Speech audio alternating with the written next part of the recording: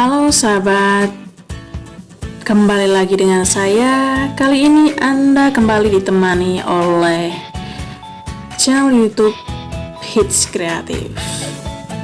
Kira-kira apa yang akan kita bahas pada kesempatan ini sahabat Hits? Oke, Anda penasaran?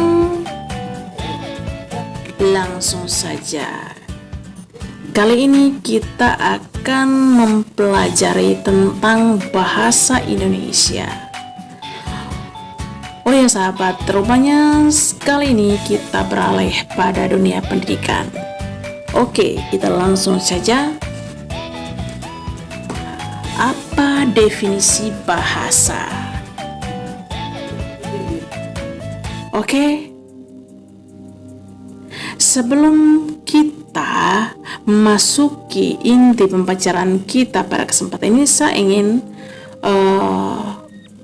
menjelaskan kepada Anda mengapa kali ini kita mempelajari tentang bahasa Indonesia.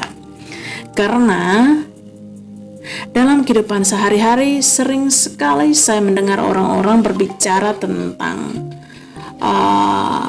mengapa sih orang mau belajar atau mengambil jurusan bahasa Indonesia, padahal kan setiap hari kita menggunakan bahasa Indonesia. Oke sahabat, saya ingin mengatakan kepada Anda bahwa dalam kehidupan sehari-hari sebagai masyarakat Indonesia, kamu seharusnya atau kita diwajibkan untuk bisa menggunakan bahasa Indonesia yang baik dan benar. Oke? Langsung saja kita masuk pada definisi bahasa. Apa itu bahasa? Bahasa adalah alat komunikasi antar anggota masyarakat berupa simbol bunyi yang dikeluarkan dari alat ucap manusia. Itu menurut Goris Kiraf. Sedangkan menurut Wahyu Wibowo dalam bukunya yang terbit tahun 2001 menjelaskan bahwa bahasa merupakan sistem simbol bunyi yang bermakna, berartikulasi, yang bersifat arbitrer dan konvensional.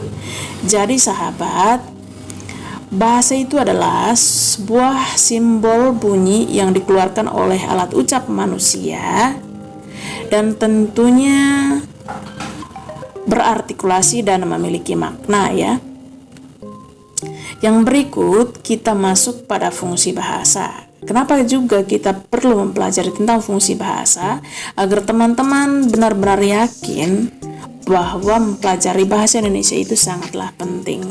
Mungkin dalam kehidupan sehari-hari kita tidak menyadari bahwa bahasa yang kita gunakan itu adalah sebagai bagian dari pelajaran bahasa Indonesia itu sendiri. Oke sahabat, kita masuk pada fungsi bahasa. Yang pertama, fungsi utama bahasa adalah sebagai alat berinteraksi antara manusia, alat untuk berpikir, serta menyalurkan arti kepercayaan di masyarakat. Jadi fungsi utama bahasa itu adalah sebagai alat berinteraksi atau alat komunikasi. Dengan bahasa, kita bisa berkomunikasi dengan orang lain, ya, terutama sesama pengguna bahasa. Yang kedua, sejarah dan perkembangannya selain sebagai alat komunikasi maupun berinteraksi, bahasa juga memiliki arti penting sebagai metode pembelajaran pada lingkup bahasa itu sendiri. Bahasa juga berfungsi sebagai identitas suatu suku atau bangsa karena keunikannya. Karena setiap suku atau bangsa tentu memiliki bahasa yang berbeda. Jadi sahabat, selain sebagai alat komunikasi, bahasa juga merupakan sebagai identitas diri suatu bangsa. Ya. Yang berikut kita masuk pada pembahasan tentang manfaat bahasa. Jadi kita perlu mempelajari tentang manfaat bahasa ya, agar kita lebih mengetahui lebih dalam terkait dengan bahasa Indonesia itu sendiri. Ya, bahasa sudah menunjukkan adanya manfaat dari pengertiannya sendiri. Bahasa dijadikan sebagai sebuah alat komunikasi antara satu orang dengan orang lainnya, antara manusia yang satu dengan manusia yang lain. Adapun fungsi bahasa merupakan sebagai alat komunikasi yang amat penting bagi manusia untuk berinteraksi dengan manusia lainnya. Komunikasi berarti mengirimkan sebuah pesan kepada orang lain supaya dimaknai dan diinterpretasi sehingga bisa mendapatkan feedback atau timbal balik atas pesan yang disampaikan. Jadi sahabat, dengan mempelajari bahasa Indonesia, manfaatnya adalah kita bisa mengirimkan pesan kepada orang lain sehingga orang yang kita tuju mudah memahami pesan yang kita sampaikan. Yang berikut, manfaat keberadaan bahasa dalam kehidupan sehari-hari. Ini sangat penting sekali. Mungkin teman-teman yang belum mempelajari lebih dalam tentang bahasa Indonesia, saya ingin menjelaskan manfaat keberadaan bahasa dalam kehidupan sehari-hari. Yang pertama, bahasa dijadikan sebagai alat komunikasi, itu tentu saja. Yang kedua, bahasa dijadikan sebagai identitas dari sebuah suku atau bangsa. Yang ketiga, bahasa sebagai sebuah alat untuk bahasa resmi negara. Yang keempat, bahasa untuk mengembangkan kebudayaan dan ilmu pengetahuan. Jadi sahabat, ternyata bahasa juga ini dapat kita gunakan untuk mengembangkan kebudayaan kita dan juga ilmu pengetahuan, ya.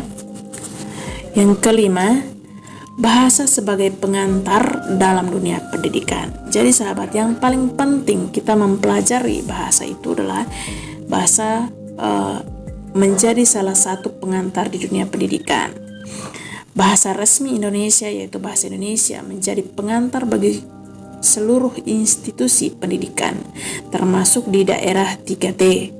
Jadi, setiap pembelajaran di kelas akan menggunakan bahasa Indonesia sebagai pengantarnya. Meski guru atau dosen juga bisa menyiapkan penggunaan bahasa daerah, bahasa sebagai pengantar dunia pendidikan penting diterapkan supaya setiap anak belajar tentang bahasa yang digunakan oleh setiap orang yang ada di Indonesia. Maksudnya adalah bahwa bahasa Indonesia itu boleh kita katakan menjadi akar, ya, dari semua jurusan, karena kita mempelajari jurusan lain itu dengan menggunakan bahasa Indonesia. Yang berikut kita masuk pada struktur bahasa. Jadi sahabat, dalam mempelajari bahasa itu juga memiliki struktur tersendiri.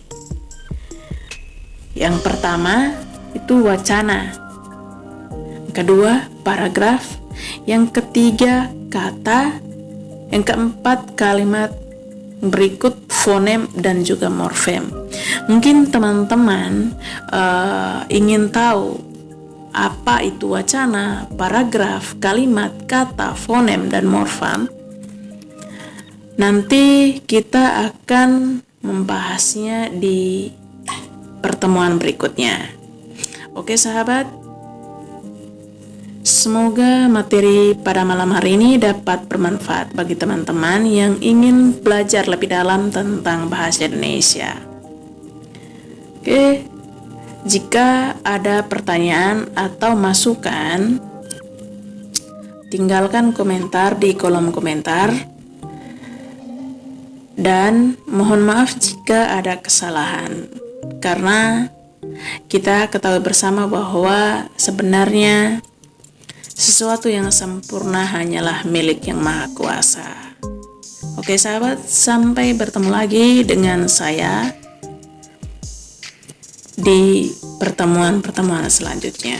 Terima kasih untuk kesempatan Anda. Selamat belajar dan tetap sportif. Terima kasih.